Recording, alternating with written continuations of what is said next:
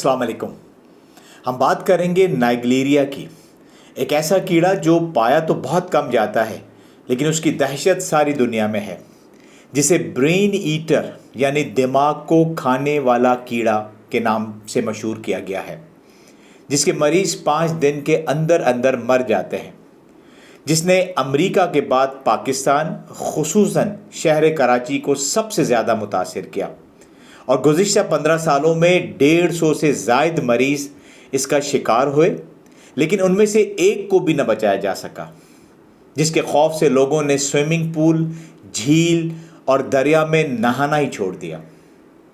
हम अपनी वीडियो में इसी नाइग्लेरिया से मुतालिक आपको कुछ ज़रूरी सवालों का जवाब देंगे। मसलन ये कीड़ा या जरासीम क्या है, कैसे फैलता है, किन लोगों को मुतासिर करता है, क्या इसे ब्रेन ईटर यानी दिमाग को खाने वाला कहना चाहिए, इस बीमारी की क्या अलामात हैं, इसे कैसे तशख़ीस किया जाता है, क्या इसका इलाज मौजूद है और आखिर में क्या इससे बचा जा सकता है।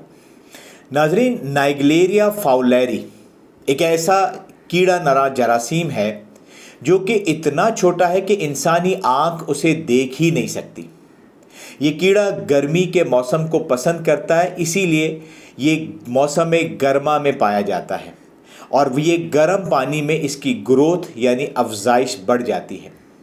ये रुका हुआ पानी जैसे झील, तालाब, जोहड़, चश्मा या स्विमिंग पूल या घर, मसाजिद या दफ्तरों में मौजूद जो अंडरग्राउंड या ओवरहेड टैंक होती है, जिनकी सफाई का ख़ास ख्याल न रखा गया हो या उसमें क्लोरीन न डाली गई हो, उन जगहों पे ये कीड़ा पाया जाता है। अब सवाल ये है कि ये फैलता कैसे है। देखिए, ये कीड़ा नाक के ज़रिए दिमाग तक पहुंचता है। हमारे नाक के इस पॉइंट पर अंदर की तरफ, जैसे कि आपको इस तस्वीर में नज़र आ रहा है, ये पीले रंग के बाल नुमा स्ट्रक्चर, ये दरअसल हमारी ऑल्फैक्टरी नर्व है जो हमारी सूंघने की सलाहियत को कंट्रोल करती है। ये नर्व या नस यहाँ से होती हुई दिमाग तक चली जाती है। तो ये कीड़ा नाइग्लेरिया इस नस पर अटैक करता है और इसके अंदर घुस जाता है। इस तरह इसको दिमाग तक रसाई मिल जाती है, जहाँ वो दिमाग के अंदर और इसके ऊपर मौजूद झिल्ली, जिसे मेनिंजिस कहा जाता है, उसका इन्फेक्शन करवाकर सोजिश या सूजन पैदा कर देता है। ये किन लोगों को मुतासिर करता है? हर वो शख्स इस कीड़े की बीमारी का शिकार हो सकता है जिसके नाक के अंदर तक वो पानी जाए जिसमें ये कीड़ा मौजूद हो। इतनी गहराई तक पानी नाक में जाने की सिर्फ 3 सूरतें हैं। एक, तैराकी यानी स्विमिंग करते वक्त जब आप डुबकी मारते हैं या छलांग लगाते हैं। दूसरा, वुज़ू या गुस्ल करते वक्त जब पानी को नाक के अंदर तक चढ़ाया जाता है। और तीसरा, कुछ लोग नज़ले और ज़ुकाम की वजह से जिनकी नाक भर आती है, तो वो नेज़ल इरिगेशन करते हैं, जिसमें पानी एक नथने से डाल के दूसरे से निकाला जाता है, जिससे नाक उनकी साफ़ हो जाती है।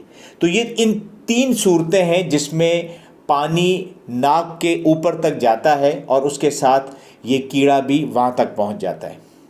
लेकिन आपकी तसल्ली के लिए एक बात बता दूं, वो ये कि स्विमिंग, वुज़ू या गुस्ल वगैरह तो लाखों लोग करते हैं, लेकिन अगर लाखों लोगों की नाक में ये कीड़ा चला भी जाए तो उनमें से बहुत ही कम होंगे जिनको ये बीमारी लाहक हो जाती है। लेकिन वो कौन लोग होंगे जो बच जाते हैं और वो कौन लोग हैं जो इस मर्ज़ का शिकार हो जाते हैं, इसका नहीं पता। इसलिए इस बीमारी से बचने के लिए जो एहतियातें बताई गई हैं वो सबको लाजमी करनी होंगी। अब सवाल ये कि इसे ब्रेन ईटर क्यों कहते हैं? क्या ये वाकई दिमाग को खाता है? देखिए, इस कीड़े के दिमाग में इन्फेक्शन की वजह से जो है वो दिमाग सूज जाता है और ये दिमाग की सूजन इसी तरह ही है जैसे इस कीड़े के अलावा कोई भी जरासीम, चाहे वो बैक्टीरिया हो, वायरस हो, फंगस हो, जब भी वो दिमाग में अटैक करेंगे तो उसमें सोजिश आ जाती है। गर्दन तोड़ बुखार, जो कि हमने अपनी पिछली वाली वीडियो में इसका जिक्र किया, आपके सामने है। लेकिन फ़र्क सिर्फ ये है कि اس کیڑے میں جو انفیکشن ہوتا ہے وہ بہت ہی تیزی سے دماغ کو متاثر کرتا ہے، اور اتنی تیزی کہ مریض 4 سے 5 دنوں میں جب تک ہاسپٹل پہنچتا ہے اس وقت تک بہت دیر ہو جاتی ہے۔ اس کیڑے کی وجہ سے جو لوگ موت کا شکار ہوتے ہیں، اگر ہم امریکہ جیسے ملک میں دیکھیں تو وہاں 58 یعنی 98%، جبکہ پاکستان میں 100% لوگ مر جاتے ہیں۔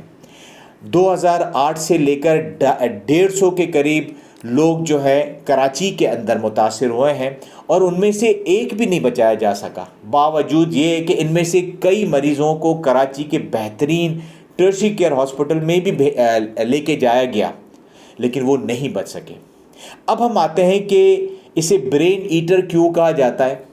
دیکھیے، پہلے تو یہ سمجھے کہ اس کا ہرگز مطلب یہ نہیں ہے کہ جیسے کوئی شکاری اپنے شکار کو نوچ کے کھاتا ہے تو یہ بھی دماغ کو نوچ کے کھا جاتا ہے، نہیں، بلکہ جو میڈیا ہے اس نے اسے یہ نام دیا ہے، یہ سنسنی خیز اصطلاح کو استعمال کیا ہے تاکہ لوگوں کی فوراً توجہ اس طرف ہو اور اس کے بارے میں لوگ جان کر اس کے تباہ کن اثرات سے بچ سکیں۔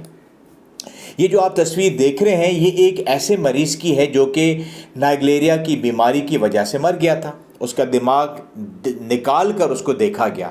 آپ دیکھیں کہ اس میں کہیں پر بھی نظر نہیں آ رہا کہ اس دماغ کو کہیں سے کھایا گیا ہے یا نوچا گیا ہے۔ اب آتے ہیں کہ اس بیماری کی علامات کیا ہیں۔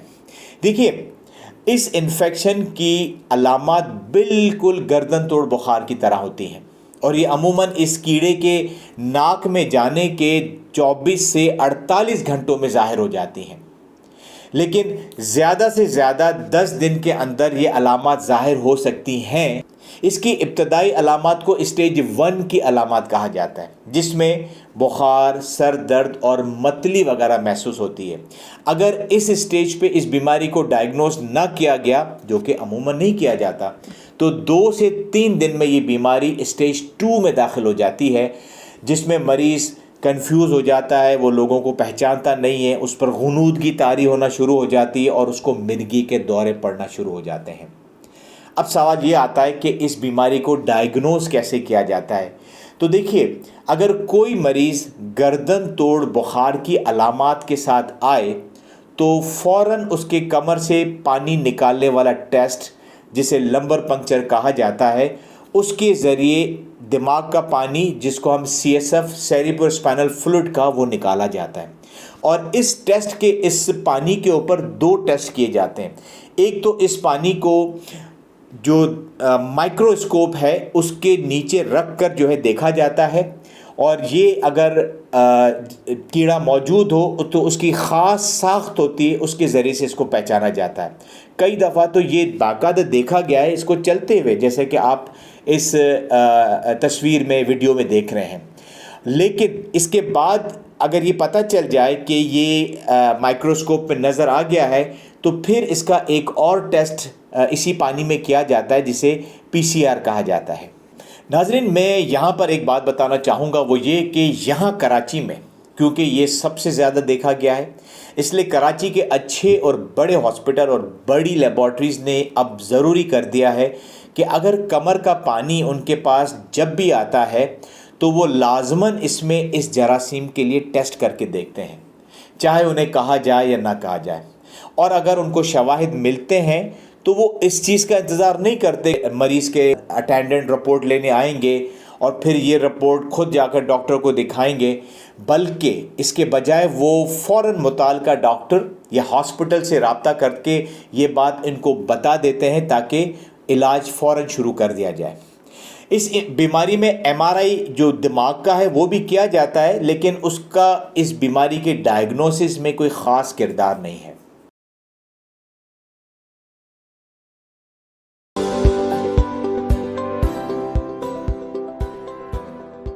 اور اس ٹیک ہوم میسج